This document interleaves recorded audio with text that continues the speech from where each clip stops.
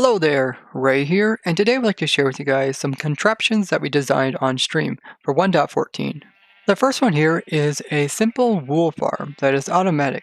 This is something that's introduced in 1.14, and if there is a sheep that has its hitbox in front of a dispenser, any part of it, and the dispenser has a shear in it, and the dispenser is powered, and that sheep has some wool, it will shear the wool off of the sheep, and the wool will drop downwards.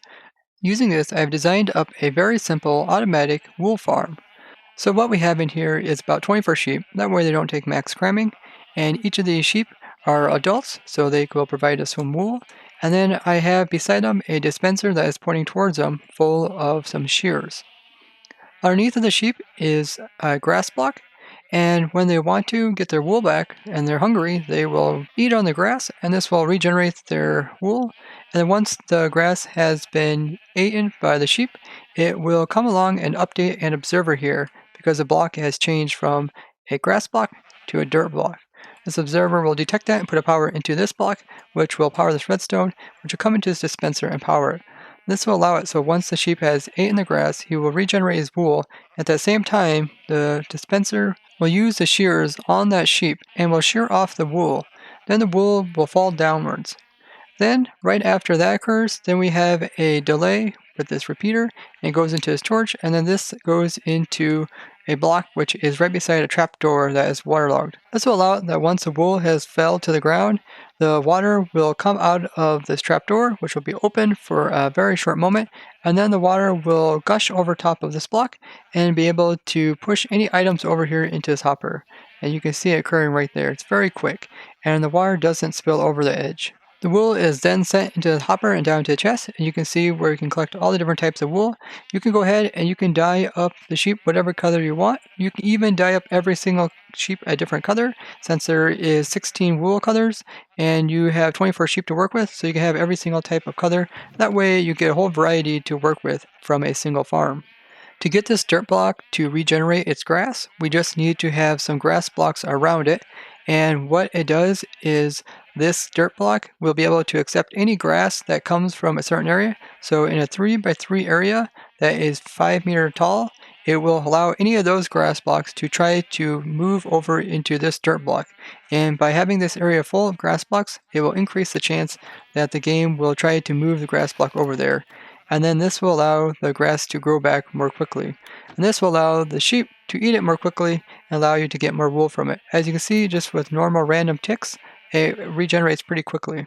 Also, for the grass to grow, we need to have adequate amount of light. So the grass blocks themselves need to have at least a light level of 9 or higher. And that's why I have a torch here, as well as up here. And the dirt block needs to have at least a light level of 4 and cannot have any water above it or other similar block. Also, I'm using a new feature of this snapshot, which is the latest one, 46A, which allows light to be able to go into blocks such as stairs as well as slabs. So you don't even need to have glass here. You can have like a stair here, and then this block here will get enough light above it that it will be able to spread over there. And I can demonstrate this in an example over here. Before, when you would stand on a slab like this, the game would say that there was 0 light coming from the sky and 0 light coming from the block. But now when you stand on a slab such as this, you can see the skylight is 15, and we have a torch over here, and we can see the block light is 12. And this means that we can have enough light for the grass block underneath to be able to spread. The farm itself is very small, as well as being efficient, taking advantage of all the grass blocks, and also having the maximum amount of sheep that allows with max cramming. But you can always make more of these modules. Maybe you can make one module for every single color. That would produce quite a bit of wool. Now this farm itself, I ran a 1-hour test and it produced about a stack and 42 wool out of it, which is pretty decent for as simple as it is. And this farm can run whenever there is a player in the area, allowing the grass to be able to spread. And also in this snapshot, there is a mechanic where if there's nobody online and he has it built up in spawn chunks, the grass will still be able to get these random ticks and be able to spread over there. Otherwise, typically, spawn chunks will not allow this to occur. If you're curious about that, I did talk about that more in my efficient bamboo farm, so I will link that in the description. I really like this contraption because even this water back here that has a trapdoor in it, this grass block can even help spread over there. And having the waterlogged trapdoors is a really nice feature that was introduced in 1.13. It allows us to contain the water back while also allowing it to easily open up and allowing it to flow over and closing again. So we don't have to use like a dispenser or like a piston to do this. The dispenser here can hold 9 slots of shears with full durability. This is equivalent to 33.5 stacks of wool coming off of these guys, so that's quite a bit and would easily be able to fill up your chest here. But if you want to go ahead and add in more shears, you can always put in some hoppers like this and then put a chest on top and then fill this chest in with shears as well. That way you can have even more shears go into the system before you have to refill it. And the nice thing about shears is that they're relatively cheap to use and they also have a lot of durabilities. Grass block spreading is a pretty cool mechanic, and it actually was kind of annoying for us when we were building our lightning farm on ProtoTech because the grass looking to spread was creating different types of updates, which was breaking our random number generator lightning farm. So we actually had to go around and remove all the grass blocks in the area that the game was checking. The wool farm consists of a layer of grass blocks down here. We got a chest, and then this layer consists of all grass blocks, except we got a hopper here and a observer here pointing outwards. The next layer we have a dispenser, and we also got it surrounded by some stair blocks, which could also be glass blocks. Then inside we have the sheep in the very center, and then we have our waterlogged trapdoor, and then behind it we have a solid block which has some redstone pointing into it. We also have some redstone back here and a repeater. The very top layer is a solid area of grass blocks, except we also put in a slab just so the sheep wouldn't be bobbing around so much when the water comes through. And we have some torches on each of the layers. I also put in a lever right here, which when you first have the sheep inside there, you want to go ahead and remove all the wool from them just by doing that. That will activate this dispenser on the sheep, and then you will have sheep that are ready to eat some more grass. The next machine that I'd like to show you guys is one that we designed up on stream, and this is a shear sorter that I came up with. So the way this device works is you come in this chest here, and you can put in other non-stackables as well as shears, and the machine is going to sort them out. So I put in some picks as well as some shears, and you can see it's sorting right now, and you can see the shears end up here, and all the other non-stackables end up here. This device is really compact and simple. As you can see, what's going on is you put the non-stackables up here, they come down here, and we have a clock here that will allow them to go into the system at a speed in which the system can sort them. So they come down here, and once there is an item inside of here, it'll be detected by this comparator, which will come into this clock, and it'll also unlock this and allow it to go down into this dispenser over here, so that there is one item in here. Then from here, we will be able to detect that from this comparator here, which will come around and power this. And what we'll do, if there is a pick in there, it won't be able to do anything but just throw it out in front of it, and then it will get picked up by this hopper and put into this chest here. If there is a shears inside of it, what it'll do is it'll try to use the shears over in this block here. So if there was a chip here, it would use it on them. But since it's not able to do anything with that, then what it'll do is it will pull the shears out of the dispenser and then put it over here into this chest. And that way you can sort out shears from other non-stackables. Now you would use my shear sorter in conjunction with Gavin, one of the other ProtoTech members. He came up with this really nice design for sorting out tons of different items.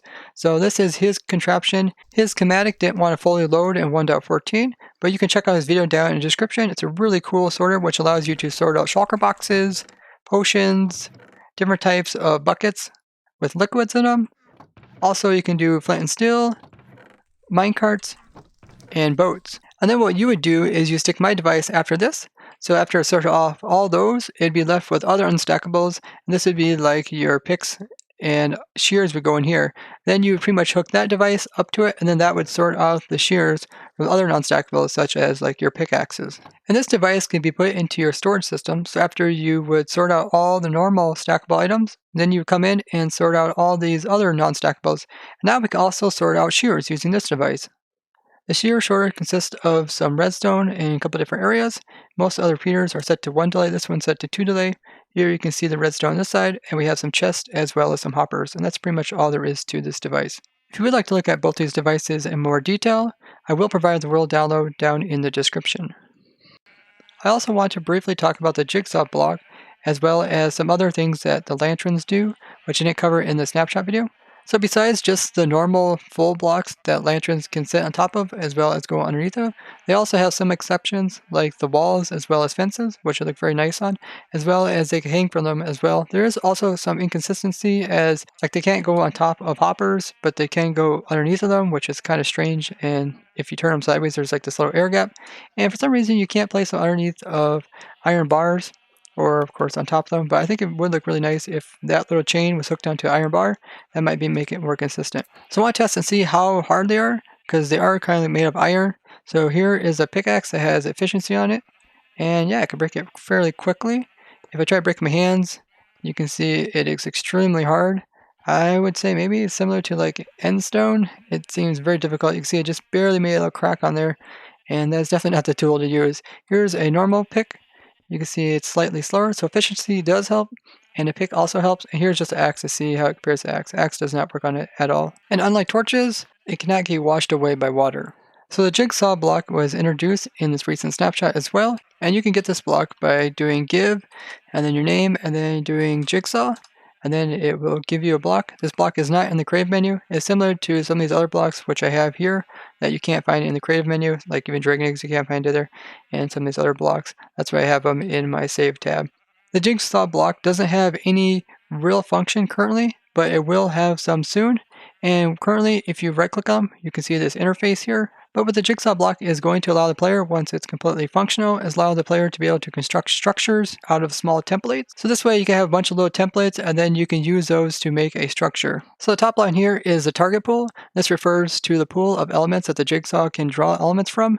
So let's say it's building a mansion, and let's say you want to know what room to build next. It will search in here to find the next room, and it possibly could be random. This next line is attachment type, and this is referring to the name that the jigsaw block is using, and it can only connect to other jigsaw blocks that have a similar name. And the last line here is the turn into, and this is a block state that the jigsaw block itself will turn into after the whole thing is placed down. So you don't have this structure block still sitting there afterwards.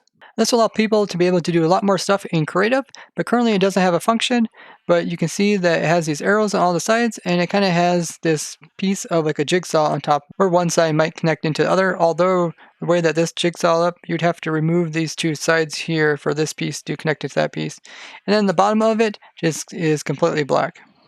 And when you break it, it has the default breaking particles, a simple and efficient automatic wool farm for all your wool needs, as well as a shear sorter to go into your storage system. I'd like to thank you guys for watching, and if you found this interesting, show me with a like and share this with others. If you'd like to see more simple contraptions like this, I do have an entire playlist of it, which I will also link down in the description. And I would like to hear what you guys think about the dispenser. Do you think the dispenser should have more options? Should the shears be able to also shear off like the pumpkins off of a snowman and other similar things? Tell me all that down in the comments. Bye bye!